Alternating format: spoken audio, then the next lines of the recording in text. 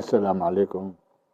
اليوم راح نتحدث عن كتاب إذا صح التعبير فريد من نوعه، والحقيقة بعيد عن إذا صح التعبير مجالي، ولكن أسعدني بأن الكاتب واللي هو محمود عبد العاطي دكتور مدرس في جامعة الأهلية قام بإعداد هذه الكتاب مع زميل له منال بالقاسي. الكتاب اسمه الأمن السيبراني والذكاء الاصطناعي، وهو يعالج الذكاء الاصطناعي من بعض الخروقات اللي يتعرضون لها الناس، وهو يحذر بأن كيف الواحد يتجنب السرقات وغير السرقات أو الهجمات.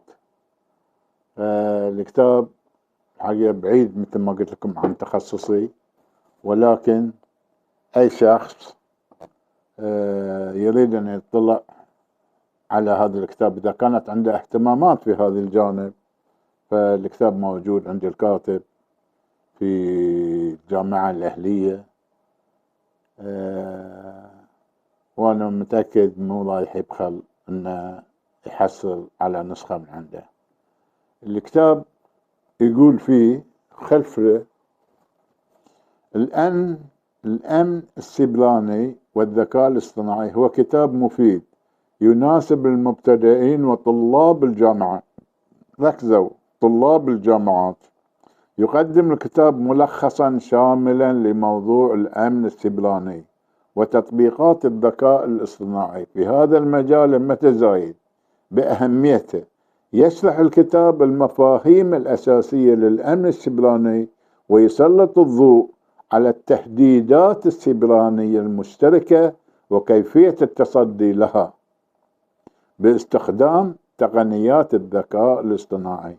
بالإضافة إلى ذلك يتناول الكتاب أمثلة عملية وأدوات مفيدة لتعزيز الوعي الأمني وحماية الأنظمة والبيانات.